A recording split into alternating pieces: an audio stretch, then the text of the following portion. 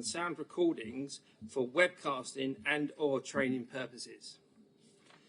I have the discretion to stop or suspend the recording of the meeting should this be necessary to maintain the proper running of the meeting. All mobile devices should be switched off or set to silent so that the meeting is not interrupted by ringtones. Anyone intending to film or audio record any part of the meeting is asked to do so in a manner that does not disrupt the meeting. Please refrain from filming the public gallery. There is no fire drill planned, or if the fire alarm sounds, leave by the nearest exit and meet at Wilkinson's. Officers would advise when it is safe to return to the meeting. Please adhere to all social distancing guidelines within the room at all times. For each item, officers will present the report and then the committee will discuss it. After which, group leaders or deputy leaders, if present, will be asked if they have any comments to make. Thank you. So we get started and underway. The first item is apologies for absence. Do we have any apologies of absence? Thank you, Chairman. Yeah, we have apologies from Councillor Kettle. We were advised that Councillor Robbins was substituting, but as yet obviously hasn't arrived. For the committee's attention, the group leader, Councillor Smith, has advised that Councillor Robbins will be taking the place of Councillor Kettle on the committee. The monitoring officer has power to just accept that. It doesn't need to go to full council, so it's just letting the committee know that future meetings will be Councillor Robbins. Thank you. Thank you for the update. Okay, so item number 2 is declarations of interest. Are there any declarations? No? Okay, so the next item is the minutes of the previous audit and risk meeting held on the 23rd of March 2021. So can I just have an indication for those that attended or would like to indicate that they are happy with the minutes?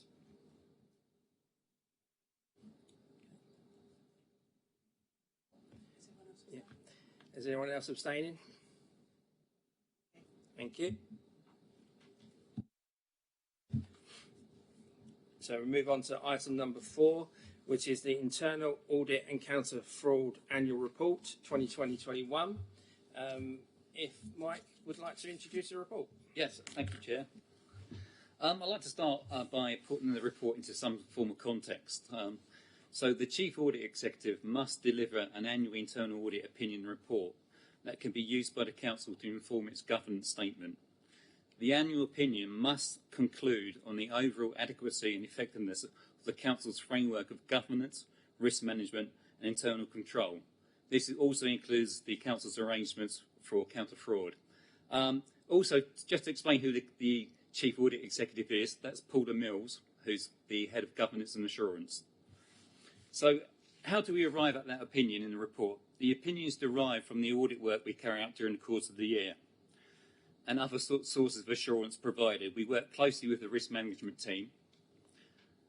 One of the things we undertook during the course of the year, we undertook a lot of grant certification work during 2021 and also a lot of consultancy type work. We did a high level review of the Council's response to COVID-19, which was an important piece of work for us.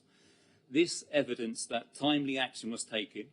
There was effective coordination of activities both at a strategic and operational level and with partners and other agencies. We had hoped during the course of the year to undertake some work around performance management, asset management and project management. These are key governance areas, but we recognised early on that further work was still required in these areas in terms of determining the Council's approach. These areas are now to be audited in 21-22. One of the things we did have problems with, I suppose, like all people, is remote working. This did cause some problems in terms of undertaking internal audit work. The normal approach is just to turn up at an officer's desk, ask for information, ask them questions, but this now has to be done remotely. So it did cause us some problems, but we still managed to complete the audit plan for the year. But it did require a bit more thinking about in terms of what questions we wanted to ask, what information we wanted, and hopefully most of that information we now want is basically held electronically. Before, you see the traditional auditor, we go in there, we get hard copy evidence, but most of the council's activities are now working around electronic working papers and things like that. So it's quite easy now to get the information we want electronically, rather than actually you have to turn up and see the hard copy evidence. Although the opinion for 2021 is the same as that for 2019-20, the report does actually highlight a weakening in some compliance areas. 2 reviews, complaints and member inquiries, both received a limited assurance rating, and similar problems were identified in both areas. What we found is that cases were being closed down without resolution, responses not provided in a timely manner. One of the other things I'd like to draw members' attention to is the implementation of audit recommendation. So following an audit, we make a number of recommendations to improvements in the controlled arrangements. And what we are finding, due to COVID and other priorities of service managers, audit recommendations are being pushed back. So there are quite a high number of audit recommendations that haven't been implemented and are now overdue. One of the good highlights to continue is the work of the counter-fraud team. The fraud team continues to deliver good results despite COVID and changes to operational procedures, generating significant cashable savings, and also securing return of council properties and stopping fraudulent right to buy applications. I'm quite happy to take any questions. Thanks, Mike, for the interesting report and the introduction there. I've got quite a few questions, so I will kick off as normal with a few questions while the others can get their questions together. Again, I'd like to echo what you said on the stopping the fraudulent activities. I note the cash savings in the report that we saved and how many properties that you kept in council hands. So, great work there. I just wondered if you can explain a little bit more about the 1.2 million non-cashable savings and what that is. I'll do my best. So what's determined by the Audit Commission, if you, in effect, get a property back, it's the additional savings that might be achieved.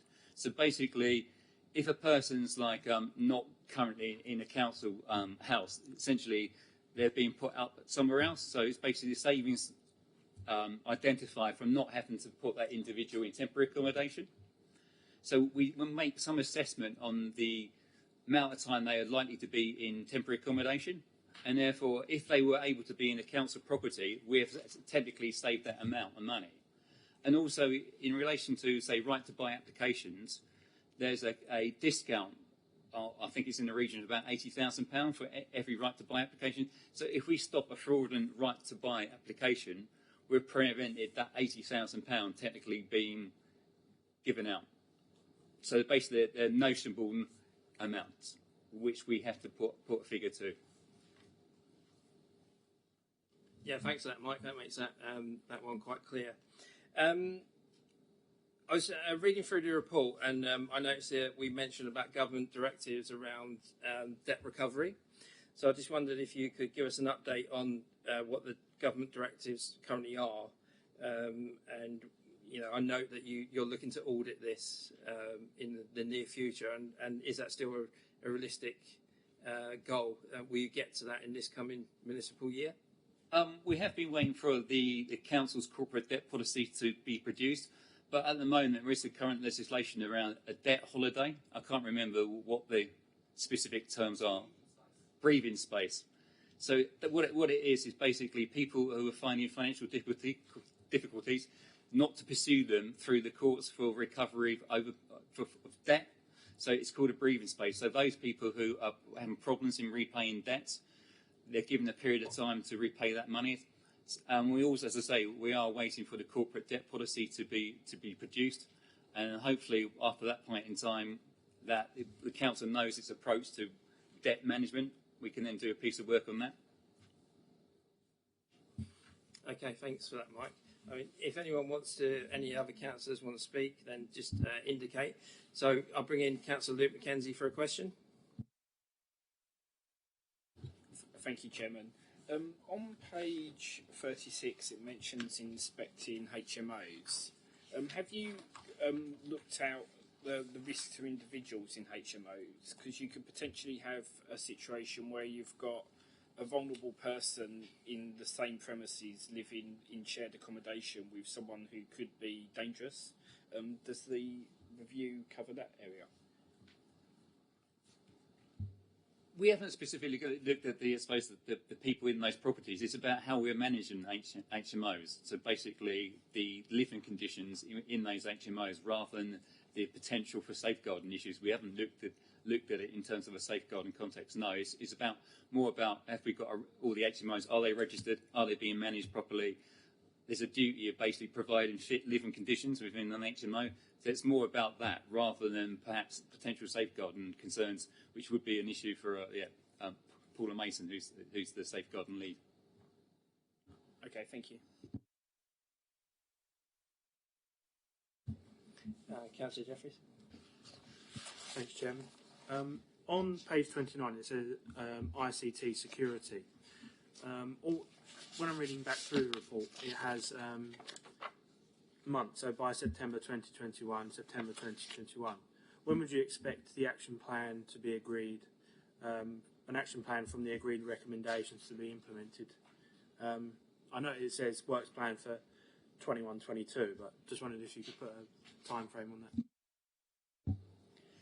Yeah, I mean, off the top of my head, I can't remember the agreed dates, but an action plan has now been agreed with the head of ICT. So there is an action plan. Most of those recommendations I recall will be implemented within the next 12 months.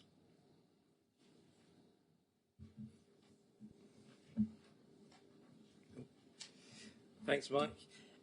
Just on page 20, around paragraph 4.8, it's mentioned in the report that there's been areas of deterioration in the council operations in the recent audit period.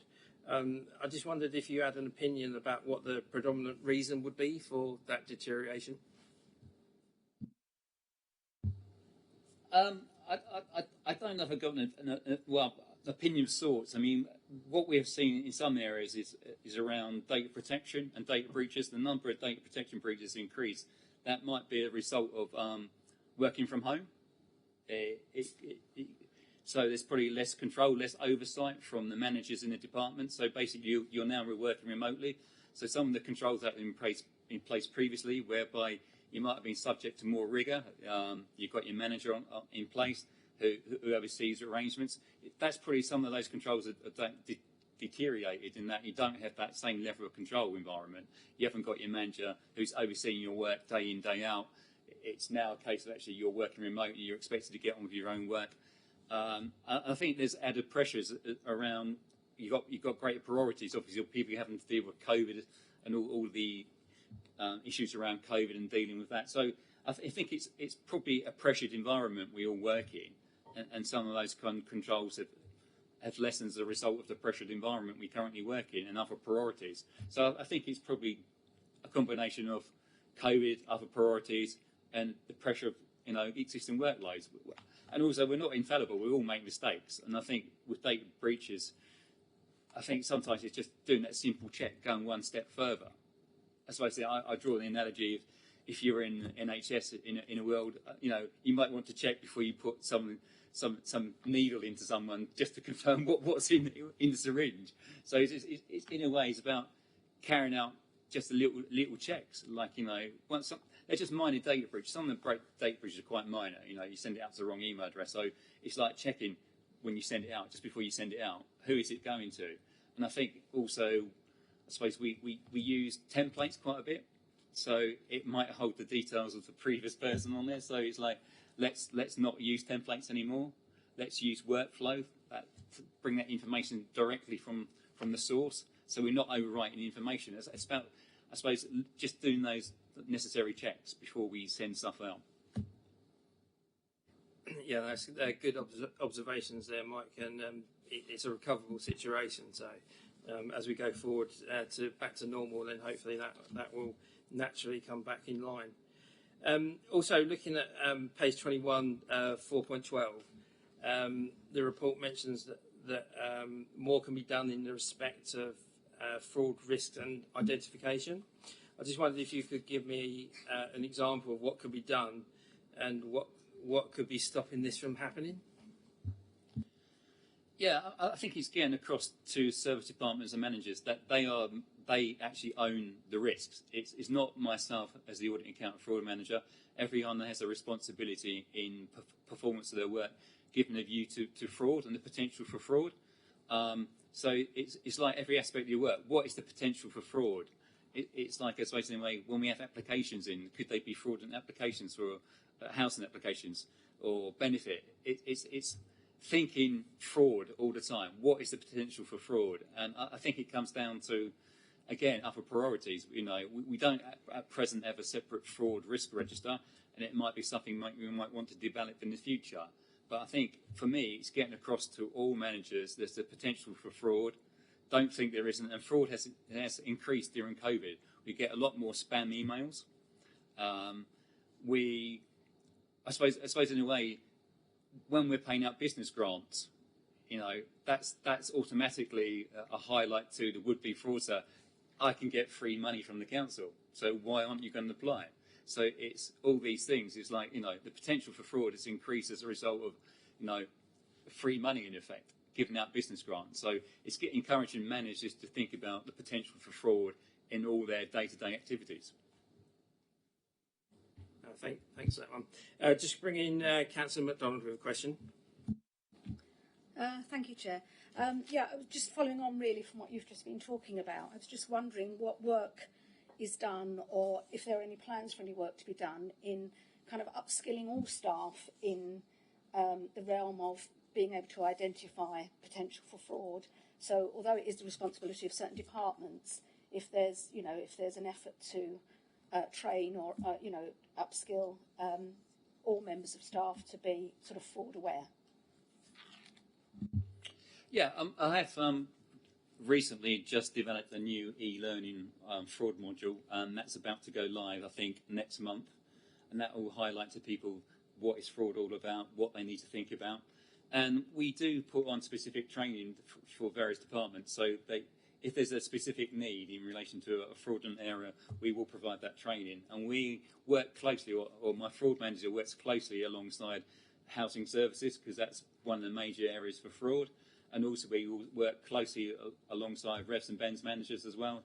So as part of our normal processes, we work quite closely with a number of different service departments. As I say, particularly housing and Revs and Bens where fraud is more prevalent. Thank you, Mike. Just following on before I bring in Councillor Jeffrey with a question, just on the same lines of the training, I noticed that there was a risk item around statutory training, and there was a deadline of March, I think, what does it say? So we need to advise managers of all statutory training requirements for their services. So there was a deadline of March in there. Did we meet that? I think at the moment, I've seen an email come around from organisation development in terms of all service departments identifying their training needs both from a statutory and mandatory. So at the moment, we are coordinating what training the organisation needs to do. And so that is something that we are now coordinating at the moment as I speak. Yeah, just further pressing the point, Mike. I mean, in the report it says it was a legal requirement to have that in place. I know the theme for most of the report is with other issues getting in the way because of COVID, etc. Some of these deadlines have slipped. But this one sounds like it was an in-stone deadline. I don't know if a date was fixed, to be honest. I know we are working towards having in place a list of those training activities which are both mandatory and statutory, and that is currently what the organisation development department are currently working on, to make sure we have an overview of actually what training officers must undertake. Okay, thanks for that, Mike. There's something we can pick up later on. Councillor Jeffrey. Thanks, Chairman. Earlier, Mike, you said about the COVID support grants. Could you just clarify what you meant by that you're looking into it, or if you have done? And could you just elaborate a bit more on that, please? Yes, in relation to business grants paid out, the fraud team basically confirmed the processes in place, basically to confirm the payments being made were appropriate. So we have done some work already in relation to business grants paid out, just to confirm basically we did the appropriate checks. You actually had to apply for a business grant in the first place. There's an application process. So as part of that application process, Revs and Bens actually carried out some of their own checks. Technically, a search a company's house, the business does exist. Credit checks and things like that. So basically, the application was subject to a number of initial checks by the Revs and Bens department. Also, we did a data matching exercise, and we actually provided our data to a fraud specialist company that matched the data and came back with results. And out of, I think, the 19,000 applications, we only had 8 come back. We said, these are the areas you may want to look at. So there was only a low number of applicants that were potential fraudulent. And after we investigated those, they weren't. So basically, we've had, as I say, a screening process undertaken for us, which evidenced that actually there was no fraud in those applications. Also, there's now the restart scheme for the recent round of business grants applications, and there's a new application process for that, and we are having to sign off on that as the head of audit. I'm having to sign off in terms of the process that Revs and Bens have gone through, the checks we have done. Central government are now keen to make sure the appropriate processes are in place, and that there has not been any fraud involved. Thanks, Mike. I think Councillor Jeffrey wants to come back, but I think, Owen, you got some extra stuff to add? Yeah, thank you, Chair. It's just really highlight that Inmate CLG, they had their Spotlight tool that, again, is part of their governance around giving out grants. And again, the team residents are using that and some additional checks as well. So there's some inbuilt sort of governance checks we need to adhere to. And just to reassure members, we have got a COVID fraud risk register as well that's been running. So obviously we're looking at those risks and making sure we minimise as much as possible. Thank you. Councillor Jeffrey? Thanks for your clarification, Mike. On one of the points you're saying about the revenue and benefits team, the one question I have is when they have their work to do in their sort of set block. So when it was, I'm assuming they took members of staff out of that. So were they adequately trained, and was there adequate provision? Would you say, because that's part of detecting these issues, is having the proper level of staff? Yeah, to assist with the process, 2 of my members of my fraud team were actually seconded to the Revs and Bens service for a period of time to support the process. So they facilitated, providing help and advice in relation to the application process. So yeah, and there has been training. They've got the Revs and Bens have their own training officer as well within the team to highlight the process, and they were given training around the business grants and award of business grants, and they followed a set process. Thank you, Mike.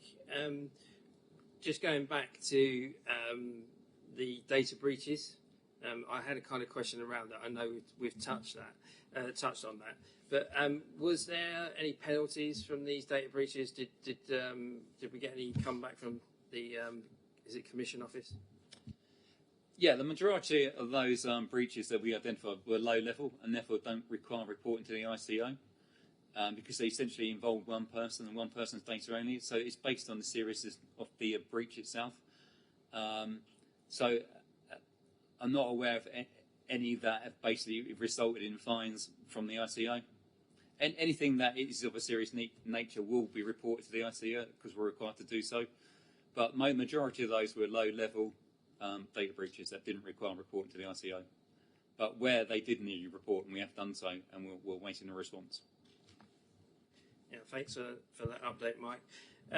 Just further to looking at the statutory training, I also noticed that in your audit, a minor audit that you picked up on was the rant and rave, which I believe is the housing repairs questionnaire.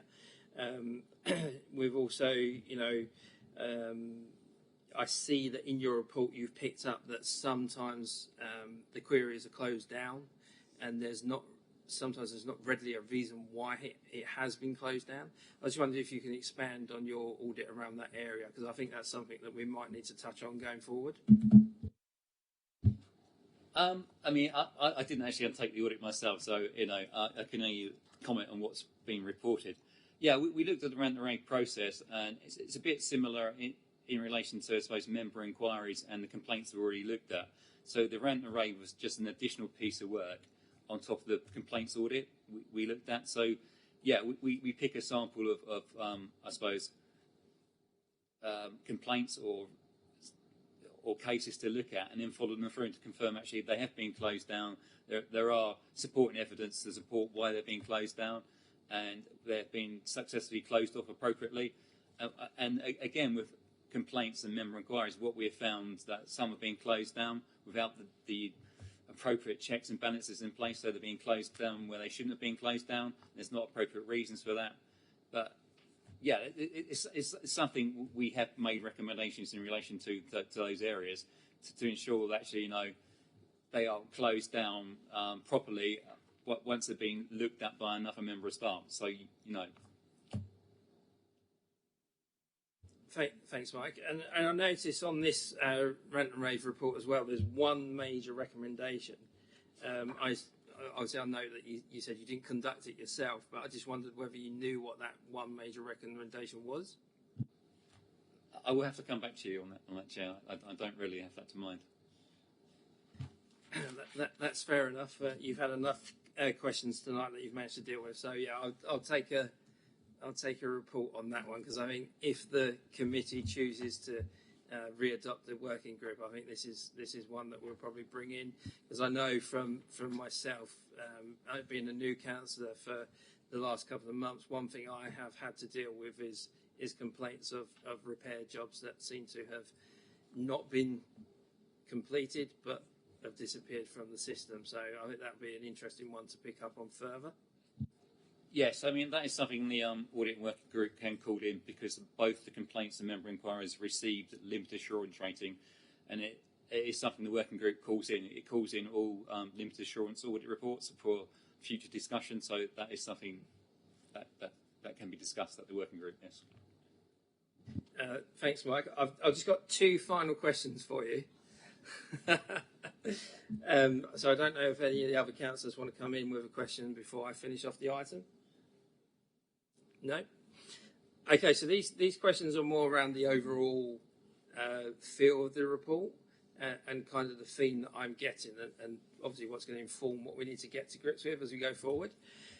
So on page 21, paragraph 414, when looking at the governance report, it mentions that in November 2020, an audit review took place, and it looked at 3 key actions and 12 overarching actions, so 15 all in all.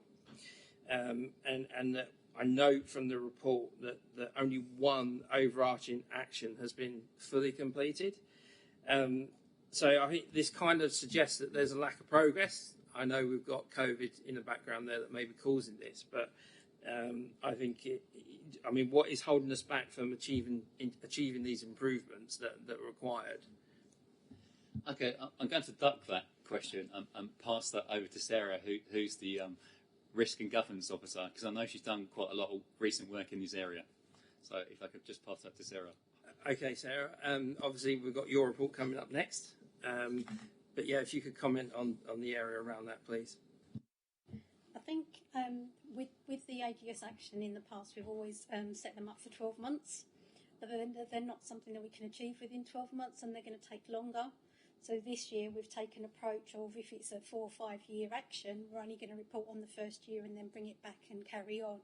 So if they're taking the dates as read, then yes, they look like they're overdue, but they are a bigger picture and they've been carried forward into this year's action plan. So we take it kind of year on year. Okay, so they're still there, and we will be pushing to get them complete soon. So last question then, Mike, and I don't think you can duck this one. So the report states that there are 81 overdue audit recommendations. Yep. Based on their original date. Can you tell me kind of what percentage this represents of the live recommendations that were there at the time, so I can get a feel for where we are? Okay, I think it says it represents 90% of recommendations. I suppose one of the things to highlight to members is that we have 2 dates on the system. So one is the original date, which we agreed at the time of finalising the audit report. And then there's the new date, which is actually called the due date. So basically what happens is on occasion there are reasons for basically why the recommendation can't be implemented. So basically the date is moved back. So what I've said and looked at is there are a large number based on the original date we agreed at the time of the audit that are now overdue. But I suppose logically you have to look at it and actually, we realise not all recommendations can be implemented by the times that were agreed. So I suppose in a way it's like probably encouraging those managers to set perhaps more realistic dates, and then they wouldn't miss the date. It might be about setting realistic dates, but as I highlighted earlier, that I suppose COVID has taken precedence. So basically, implementing recommendations it's probably not been at the top of the agenda. But as you can see from Appendix B, of those 88 recommendations, there's only a small percentage that are critical or what we call major recommendations. So they are the ones that need to be implemented within 3 to 6 months. So there's only a handful of those ones actually there. So yeah, I think it's basically we accept recommendations do get pushed back, and there are reasons for that, and therefore the dates have to be changed and amended. But I suppose the way to look at it is probably in terms of how many of those are critical or major, and there's only like 1 critical and I think 12 major, and the rest of them are low priority recommendations. So the low recommendations are aimed at improving service delivery. It doesn't mean the organisation is going to fall apart or it's going to be a major fraud or anything like that. They're more aimed at basically improving service delivery and making a more slicker service in effect. The critical ones are basically, they're major. You need to do something right now to address the situation. But there's only 1 critical one. So I think, we accept recommendations do get pushed back, and we hopefully, now that COVID's coming towards an end, well, hopefully we're moving on from it, these recommendations will now be addressed, hopefully. Yeah, thanks for that, Mike. Yeah, I know that if, with the, I think it's 53 recommendations would be overdue with the new date. So I think that represents about 55% of the overall recommendations based on what you just said.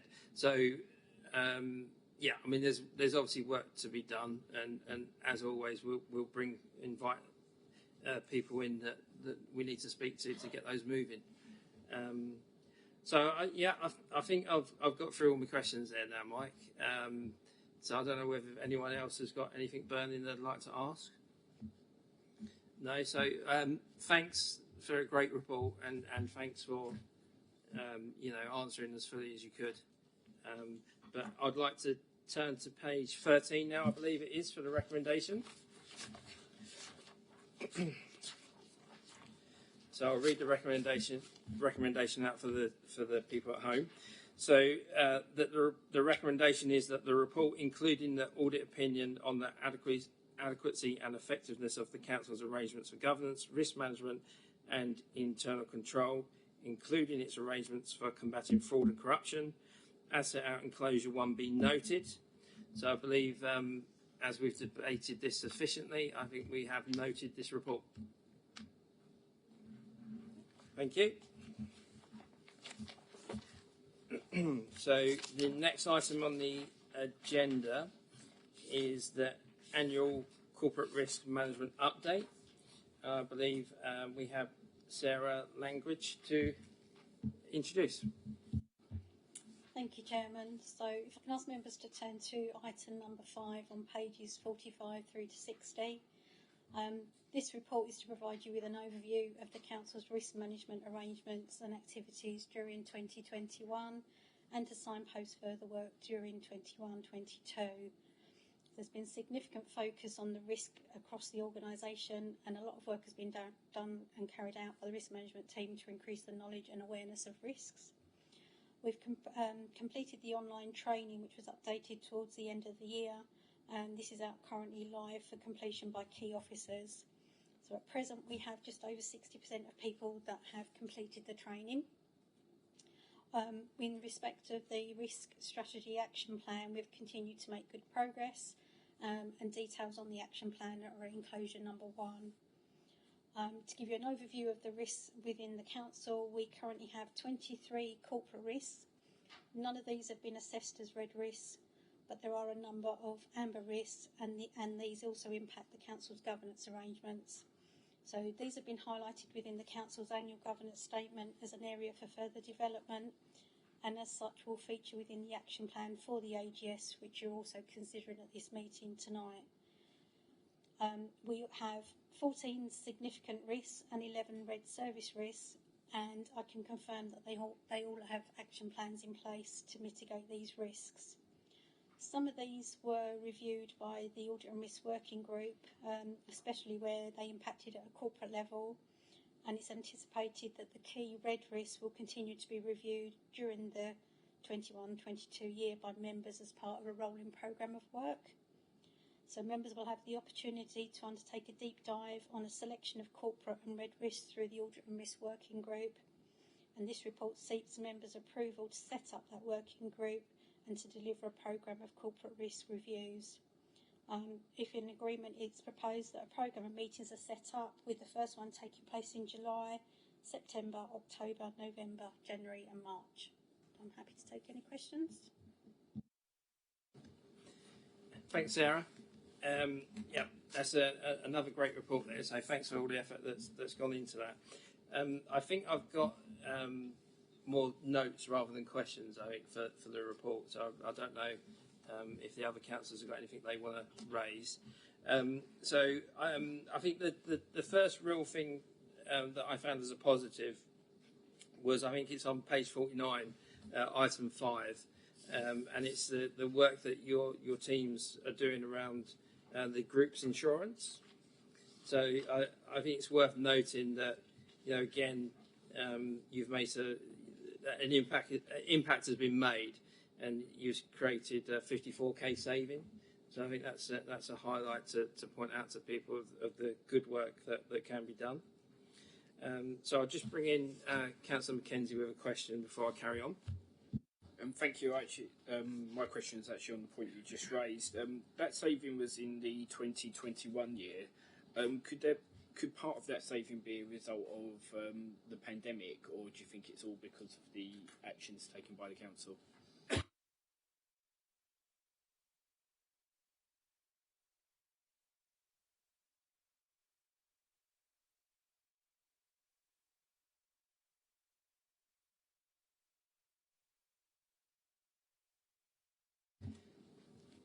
Thank you, Owen, for answering that one. I was just also, when I was looking through the report, I noted on page 56 you got the risk.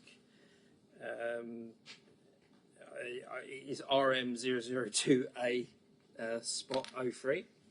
Let's just turn to page 56 there. So it's the risk about tolerance levels of risk and what you're prepared to take on. So I think as you take on more risk as an organisation, does that flex that tolerance? Because I assume that the more risk we take on, you could get to the point where you're limited to the actions you can take, because that may just be a little bit more risk than when you put everything together. You could then limit yourself.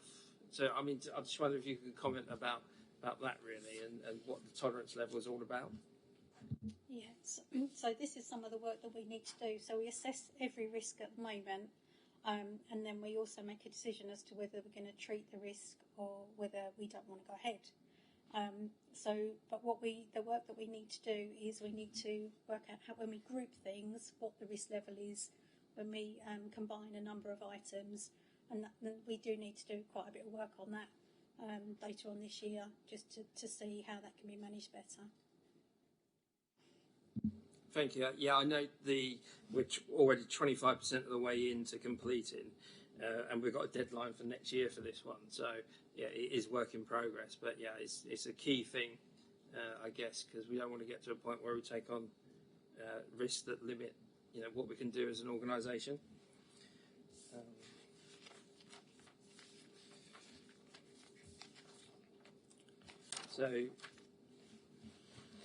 Just going back to talking about the working group.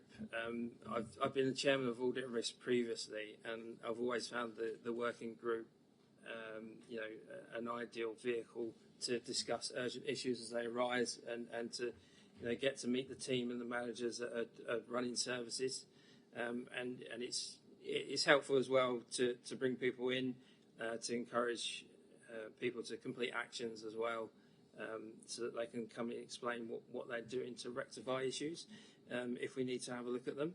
So I would fully recommend that the councillors support the creation of the working group again, with this report. I think this time round, speaking with Sarah, I've added in an extra meeting this year, and I've decided that if possible we can do the training outside of working group meetings, and this should give us about an extra 40% time in working groups as opposed to the previous year. And I think, as you can see with the previous item that we just discussed, that there are recommendations and there are issues that we need to talk about and review to see where we are with those. So I'd hope you support the working group as we go forward, and I hope you'd also decide that you want to join the working group as well. So I don't think I have any more really notes or questions on this item, so I don't know if anyone else wants to come in. So I think, Owen, you'd like to come in? Thank you, Chair. It's just an insurance question. That isn't related to COVID. That's related to the processes that the team goes through, looking at claims they come in, robustly challenging them, making sure they're valid, making sure that we're liable to pay. So that's part of the process they do, reviewing claims on a day-to-day basis, and really just testament to the good work they do to make sure that they're valid and reasonable. Thanks, Owen. So I think if there's no questions from the team, we've got one more from Councillor Jeffrey. Thanks, Chairman. On page 58, it says, it's the second point, it was supposed to end on the 30th of April of this year, but it's still in progress.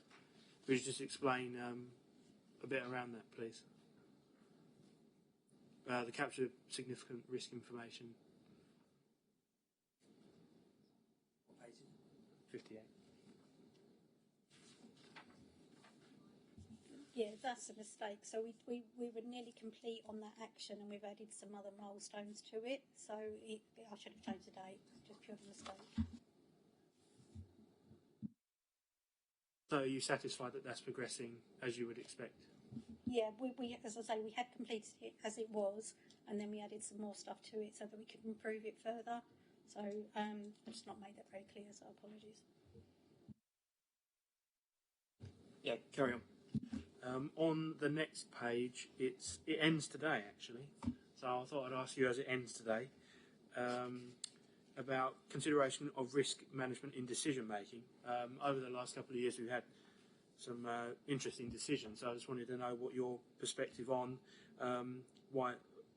how that's progressing, and where you see that going. Yeah, so with that one, we've done most of the work on that. There is some delay with, we was going to look at a slightly different approach to including risk within committee reports.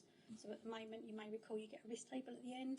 We was looking at whether we could move that forward and include that within the options of the report. But again, that's been put on hold due to other priorities. But that's the only thing that's outstanding on that. Thank you, Councillor Jeffrey. So if there's no further questions on this one, I'd just like to make one final point. I just note that on page 47, it states that with the government financial support, I mean it's item 4, page 47, it states with the government financial support through the COVID-19 pandemic, we expect to maintain a sustainable financial position. I think that's just a point I'd like to make, because through this pandemic we've managed to secure the support we needed to keep the services going.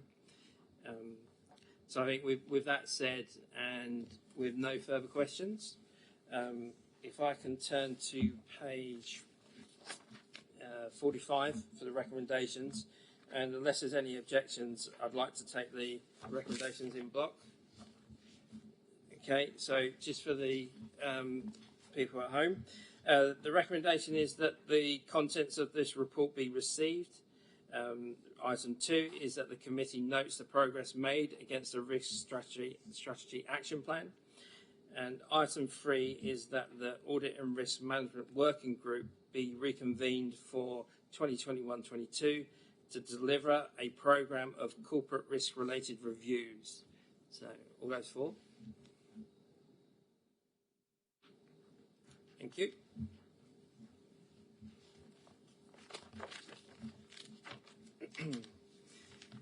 Thanks very much. So item number 6 is the Capital and Investment Strategy Annual Report and Prudential Indicators for 2020-21. So if I could ask Tony to introduce. Thank you, Chairman. This is the Capital and Investment Strategy Outturn Report for the financial year that's just finished. That's 2020-21, which starts on page 61 of your agenda pack. The report itself needs to be approved by full council, but the committee, because it has oversight in this particular area, is being asked if they want to make any comments or observations that can be taken forward and presented when this report goes through to, first of all, Resources and Commercial Committee and then on to full council. The report itself sets out the requirement of the Credential Code to bring forward 3 reports each year in respect of the capital investment strategy. The first one is the strategy document itself that needs to be in place and approved before the start of the financial year. We also present a mid-year report that covers the period from the 1st of April through to the 30th of September. And then finally we do an outturn report at the end of the financial year, and clearly this report deals with the last of those. Most of the detail is in enclosure 2. It deals with how the strategy has been complied with during the course of the year. All of the activities that were delegated under the strategy have been undertaken within that delegation, so we're not asking the committee to make any amendments or changes to the strategy as was approved before the start of the financial year. I'm just going to pick out some details that I think it's worth bringing to the attention of the committee. There's quite a few numbers in there as well that I'm going to speak about, but they're all in the report, so hopefully that will be fine. So to start with, on page 71, I've provided some information about the impact of the COVID pandemic on the activities that are covered by the strategy. I think the most notable one has been the effect on the Treasury management activities and on the Council's cash flow during the course of the year. As the point's already been made, that the government has provided support for most of the impacts that we've had during the course of the year, financial impacts in respect of COVID. What perhaps isn't quite so clear is dealing with the timescales around those sort of things from a cash management perspective. So while we knew that there was money coming in to deal with some of those issues, what we didn't quite know is when it was coming in and whether it was coming in before the additional expenditure was incurred or the income was lost, or whether it was after. So in terms of managing the Council's Treasury activity during the course of the year, we've been very mindful of that as well, and that's probably been our biggest challenge in respect of the pandemic, is dealing with those timing issues as we've gone through. As a result of that, the Council's taken on £60 million worth of additional PWB borrowing in the first half of the financial year, so when the COVID pandemic was quite new. I did report that to the committee in the mid-year report as well, so that information has already been made available. The table on page 73 deals with the capital programme and the outturn to the capital programme at the end of the financial year and how the capital programme was financed. It also deals with and provides information on some of the other items that we're required to account for as capital spend, even though they may not actually be part of the formal capital programme. And I'm including things like our investment in investment activities, lease investments, our commercial borrowing, or our commercial lending, should I say, and our investment in our subsidiary companies. So those type of activities we're required under the accounting regulations to account for as capital expenditure, even though they may not actually form part of the programme, but they do still come under the realms of the strategy.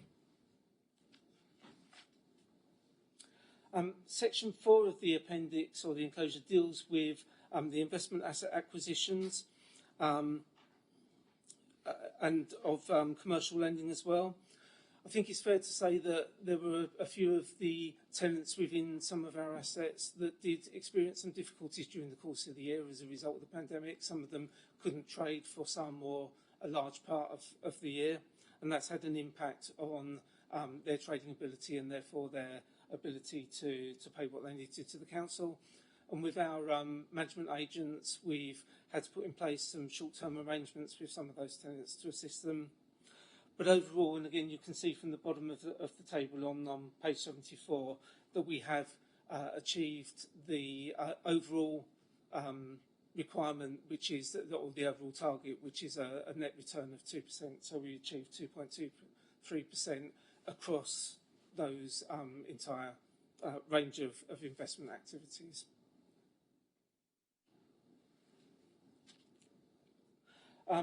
In terms of lease investments, the council entered into 2 new lease investment deals during the course of the year. The first one in August, which was the first one we'd done, performed exactly as expected during the course of the year. The second one was right at the end of the financial year. I think it completed on the 31st of March, so it didn't actually have an impact on 2021, but there are 2 lease investment deals in place with the council at this stage. In terms of the council's investment in Sempra Homes, its subsidiary company, at the end of the year, that investment stood at £30.7 million. The latest accounts for Sempro, which my team has put together, show that the company has got assets worth 39 million. So that's quite a safe background for that investment to be secured against. The 30.7 million can be broken down into £19.7 million in loans and £11 million in equity in the form of shares in the company. The business plan for Sempra that was approved by Housing Committee last year requires a split of roughly 65-35 between loans and equity, and the figures that we've got at year end are very close to that. So that's, again, a reasonable position to be in at the end of the year. In terms of the council's debt position, at the end of the year, the gross debt stood at 487.3 million, and net debt, so when we take the sum that was invested at the end of the year, that comes down to 424.3 million, and that's broken down on the table on page 76. During the year, the council repaid 3.5 million in PWB borrowing and took on 60 million of new PWB borrowing, as I've already mentioned. The council also took 37 million during the year in local-to-local short-term borrowing, and that was just to give us some surety around having cash available for when it was needed. During the course of the year, the average debt was 282.8 million, and that was an average borrowing rate of 3.67%. Obviously, that's a range of loans from historic loans that go back a number of years through to the new loans that we're taking on at the moment. So the average rate across our entire portfolio is 3.67%. In terms of investments during the year, the average sum that we had invested was 42.5 million, which produced a return to the council of 77,000, which is a rate of 0.18%. The council is operating in an extremely low interest rate environment at the moment. It's actually very difficult to get any kind of return on investments at all at the moment. And when you take into account the fact that we need to be mindful of the security of the sums that we've got invested and how liquid they are, so we need some of our investments that we can turn back into cash as and when we need to. And only after we've satisfied those 2 requirements can we look at the yield. It's the low interest rate environment and that that fact as well that does really impact on the returns that we're able to get on our investments during the year. So overall, in enclosure 2, the items that are in bold against each of the bullet points are the statements that we made when we set the strategy at the beginning of the year, and the standard text below that shows how we've complied with those statements during the course of the year. So that shows how we've met the requirements of the strategy. Enclosure 3 of the report really just outlines all of that information in a more sort of dashboard type graphic form that's perhaps a little bit easier to digest and to look at. Enclosure 4 are the prudential indicators that we're required to publish under the Prudential Code. It's probably worth making the point that these prudential indicators are local ones, so they're not indicators where we can compare ourselves to what other people are doing. We compare ourselves over a period of time. So these are just Basildon specific indicators rather than ones that we can share elsewhere. I think that was everything I was going to point out in the report, but I'm more than happy to clarify any points or take any questions. Thanks, Sally, for another great report this evening. So I've got just a couple of things that I've noticed that I'd like to just ask you about for the benefit of everyone, for a bit more explanation. So I noticed on page 73, the item number 3, the capital expenditure.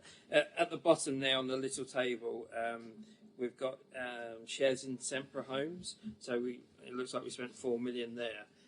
Is that how we kind of finance Sempra homes, by investing in the shares? So the investment in Sempra comes in 2 forms, and they're both quite different and produce quite a different return to the council. So we do a mix of loans to the company and we purchase shares in the company. And that 4 million represents the shares we bought during the course of 2021. I think in terms of the returns to the council, when we provide Sempra with loans, they have to be provided at a market rate. We can't treat Sempra any differently to any other company or anyone else that we would lend money to. Just because they're a subsidiary company, we're required to treat them in a normal way. But clearly we can still borrow to invest in Sempra at a more preferential rate. So there is a differential on the borrowing that we're charged for the borrowing that we undertake to lend on to Sempra, and then what Sempra pays the council. So that's part of our return on that investment. In terms of shares in the company, what happens with those is because then Sempra can undertake activities that it's not then financing through loans, in theory it makes the company more profitable. And when the company makes profits, then they can make a dividend payment back to the council. So when we invest in Sempra through shares, the return to the council comes in the form of a dividend on profits rather than on the differential on borrowing. Yeah, thanks, Tony. That makes it a lot clearer on that one. So again, if I go to page 76, I was just looking at the. I was just looking at the total net external debt, and I know we kind of go on to explain it in the report, and we appear to have like 2 kind of like debt ceilings of 500 and 550. I just wondered if you could explain a little bit more about the operational boundary and the authorised limit. Yeah, so at the beginning of the year, when we're setting the strategy, we set those 2, and they are part of our prudential indicators that we report on. But we, at the end of the year, only report whether they've been breached at all during the course of the year.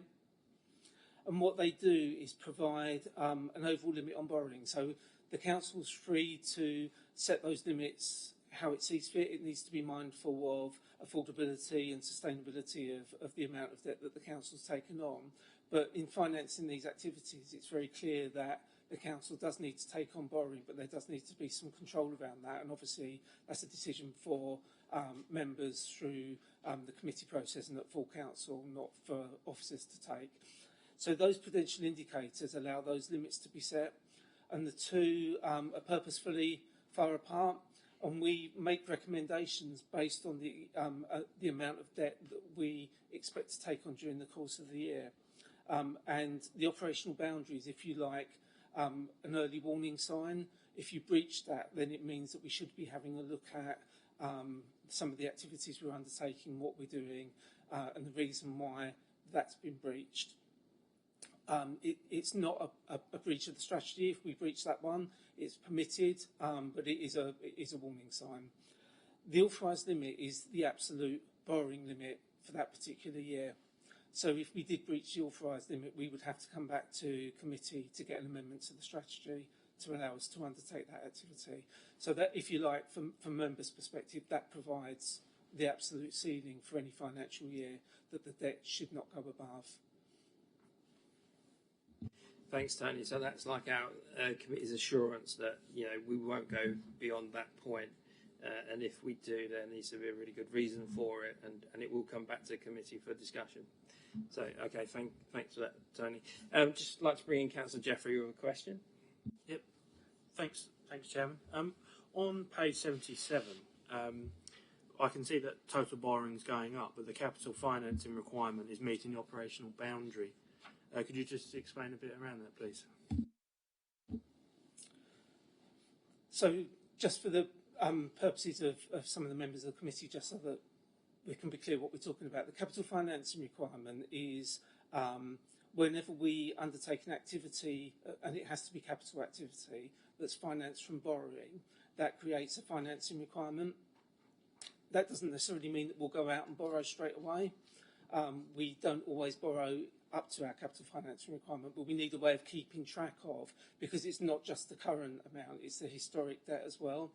So that takes into account all of the debt requirement, if you like, from our capital activities, not just for the current year, but going back in the past as well. So the capital financing requirement is the way that we keep track of how much debt that the council should be taking on as a result of our capital activities.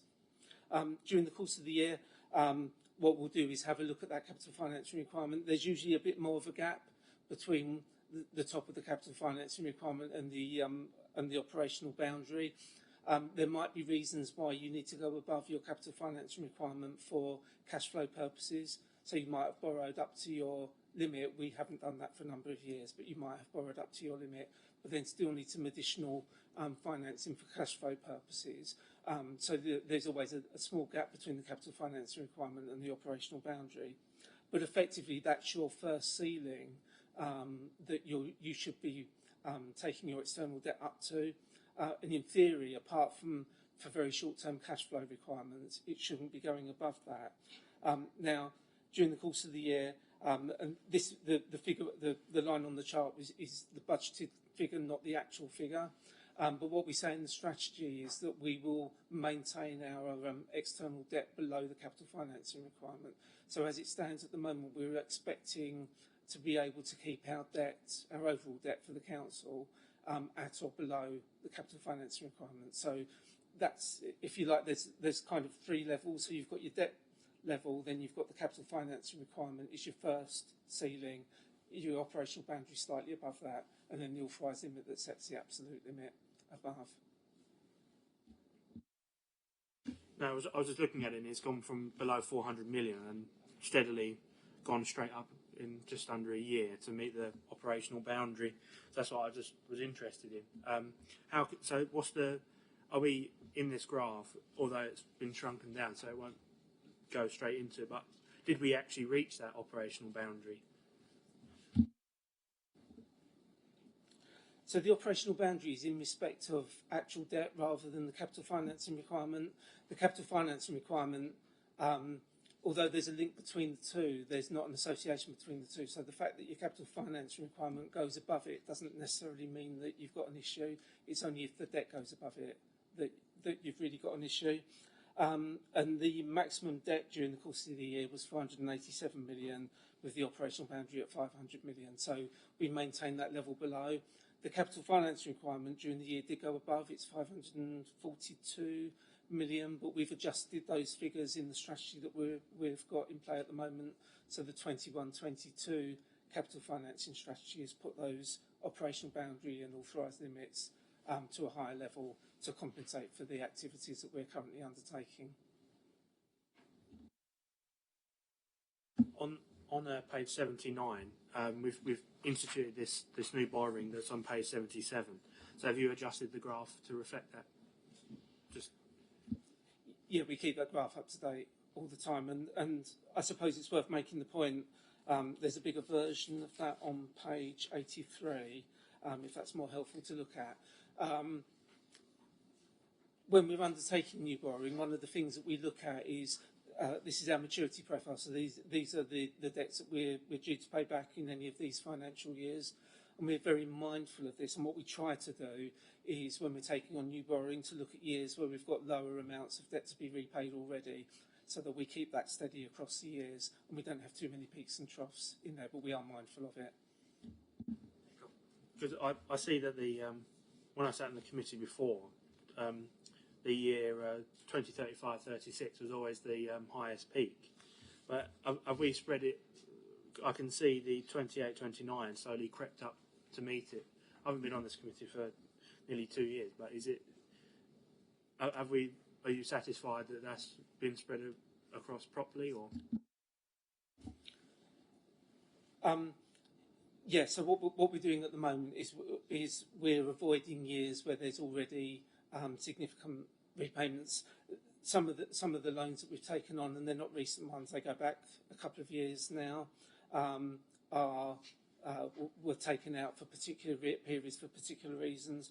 I know the ones in the middle that you referred to, where there's 3 in a peak, around, let me just look at the other chart, from 34, 35 through to 36, 37.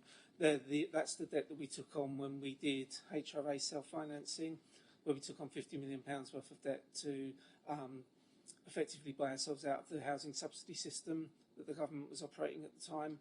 And the idea was, at the time, that was when that debt would be repaid. So sometimes you make a decision based on the information that's available to you at the time, which is correct at the time that you make it.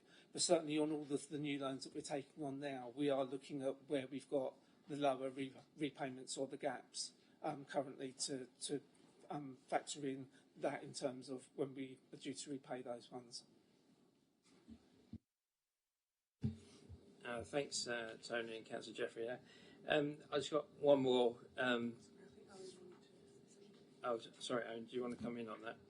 So very quickly, again, just to reassure members that, again, that enclosure, the graphical one, again, that's something we look at as officers on a weekly basis. So it's an ongoing, weekly review, obviously, to make sure that we're adhering to all those indicators and that debt profile. So again, it's an ever-evolving situation, but it's viewed on a daily basis, your guys weekly within finance. So it's looked at very carefully.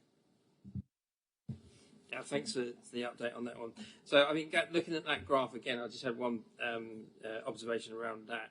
I mean, as the interest rates are still relatively low at the moment, as we go probably in the next, 1, 2, 3 years, I mean, there's only a small amount of loans that need to be refinanced, but I think possibly they would have been financed at a higher rate, a long time ago.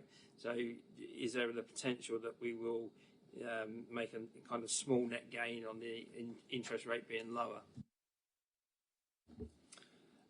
Yes, certainly for the next few years, the way that one of the things that we engage with our Treasury consultants who we work with, one of the things that they do for us is to forecast interest rate movements in the future. It's not an exact science, I'm sure you'll be aware, but they are very aware of the markets and economic factors that might have an influence on that. And I think for the next few years we are very likely to be replacing higher price debt with lower price debt. At some point that might change in the future, and that's one of the risks that we manage. That's one of the reasons why we keep this information up to date, so that should we need to, if rates start going up very quickly, we need to react to that. Having this information available to us gives us a way of reacting to that. Keeping an eye on things like average rates that we're paying at the moment, all that type of information, we're looking at that on a very regular basis.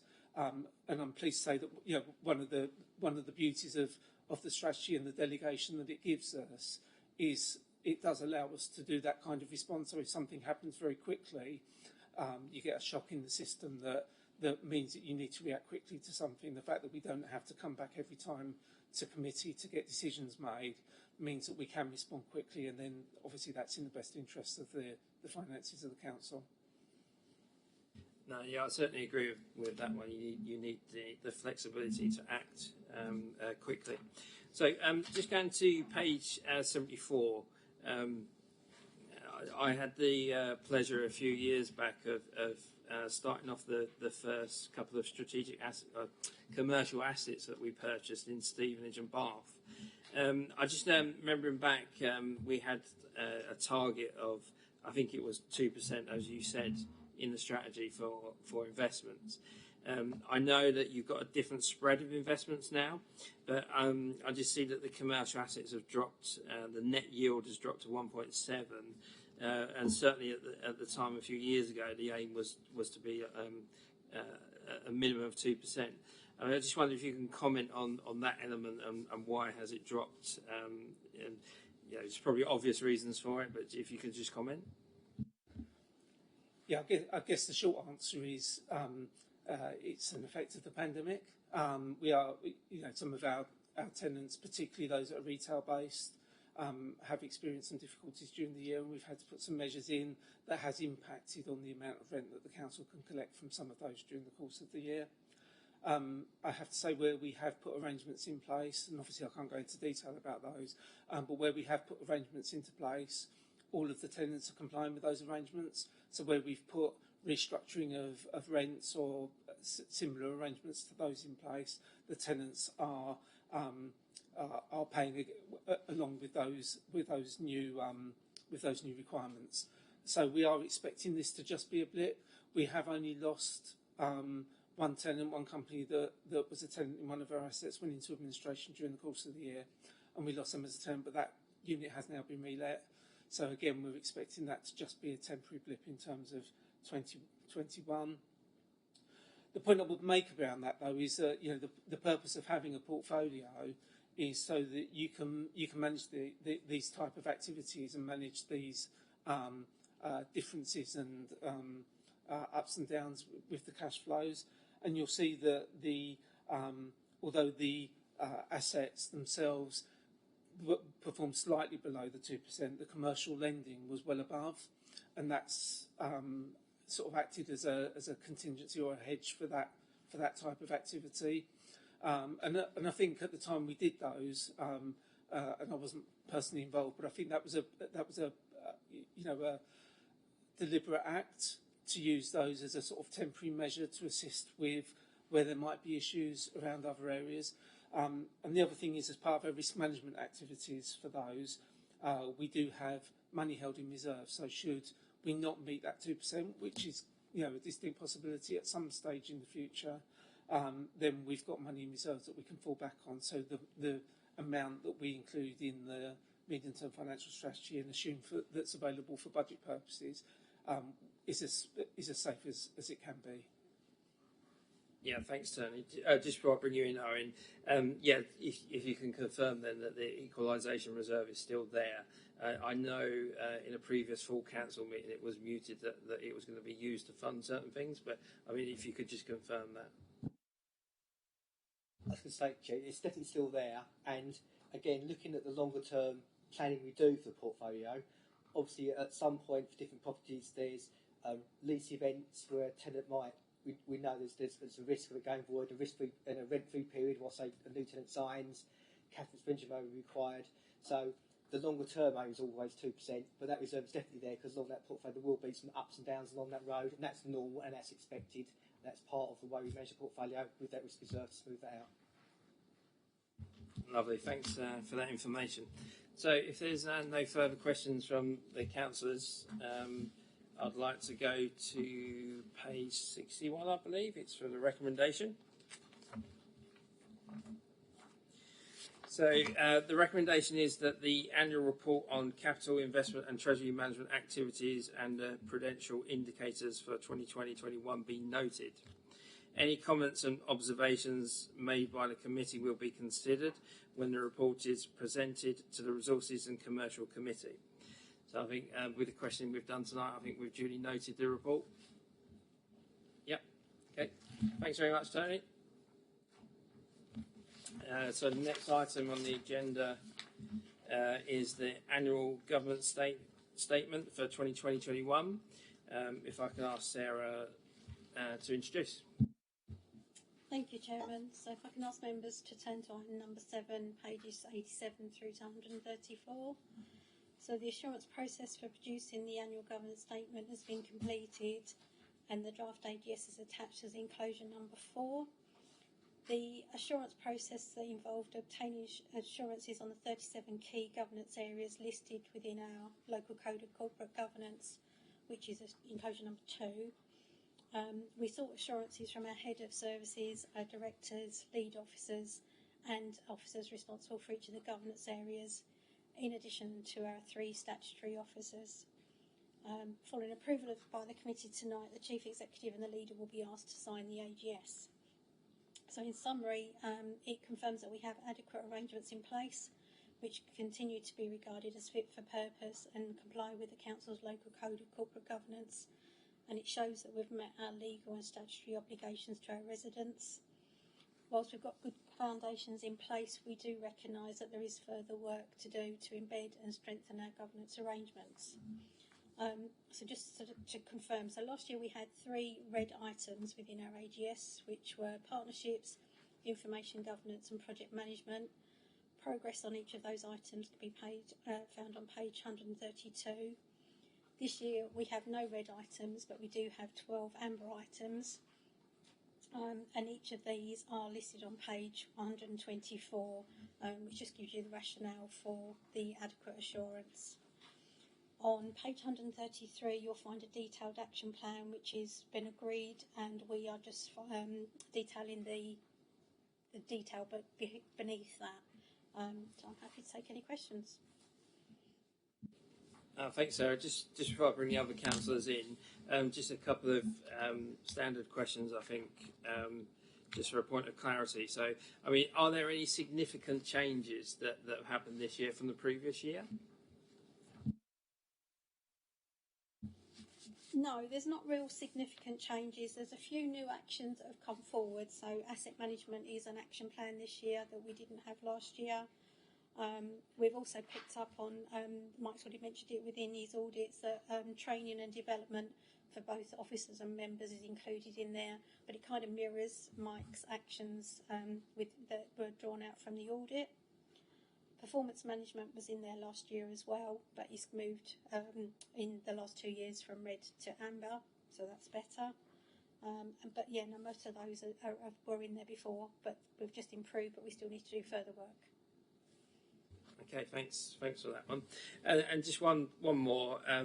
Have you compiled the annual governance statement with confidence that all the significant issues have been identified? Yeah, definitely. We've done a lot of work on this. It's quite robust. We've used a number of sources to gain the assurances, so I'm quite confident that we've captured everything.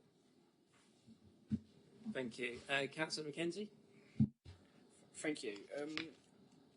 Item 3 in the report, monitoring officer, talks about if issues arise and there's investigations, in particular around the member code of conduct. Now, if, say, a council member of staff is under investigation for an issue and they resign to get out of the investigation, is there a potential weakness there that isn't progressed and wrongdoing isn't identified?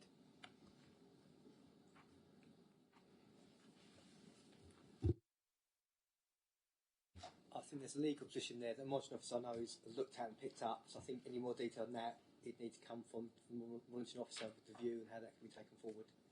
I don't think it's time it's seen as a weakness, but obviously there's discussions around how that works. Thank you. Councillor Jeffrey? Thank you, Chairman. On page 89, it says, I think it was to provide assurances. So are you satisfied from the assurances that you've received from the head of paid service and the section 151, for example? Yeah? Yeah. So as I said before, we get assurances from lots of people as well as the 3 monitoring officers. So yeah, I'm more than happy. And on one point you said about, I think it was member and officer training. Are you satisfied that officer training is adequate? Okay, so it's already been picked up as part of one of the audits that we've done, so we know that we've got further work to do on the training. But within the AGS, we've got a very detailed plan that sits beneath the level that you see, if you like, so that we can track it step by step to make sure that we do get it right. Thanks, Sarah. I think we've got one more question from Councillor Jeffrey. Thanks, Chairman. On page 132, about the partnership framework. It says this area remains an action for the next year. So what sort of things are we looking at in that area itself?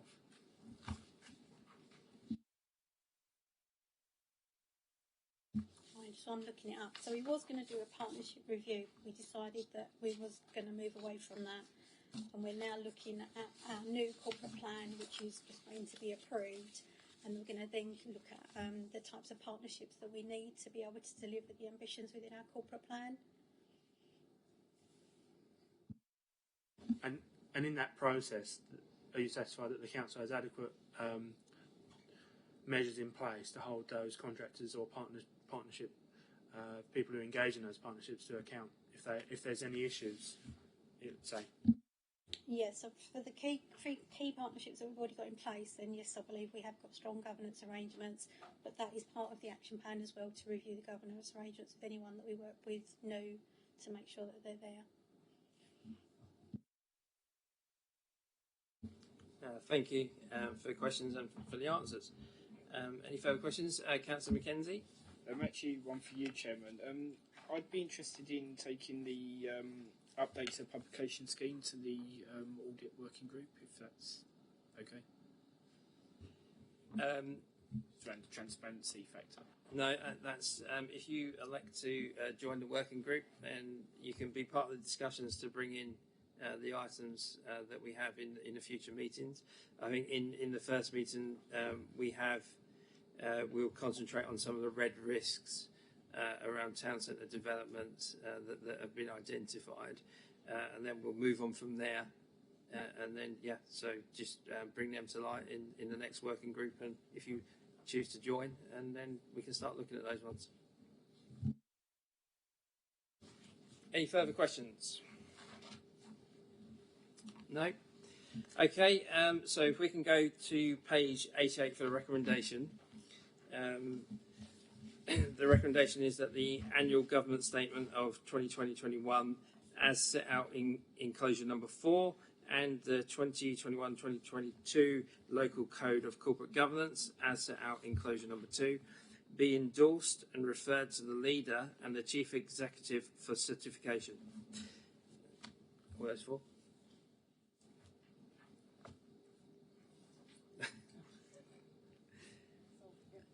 Thanks, everyone.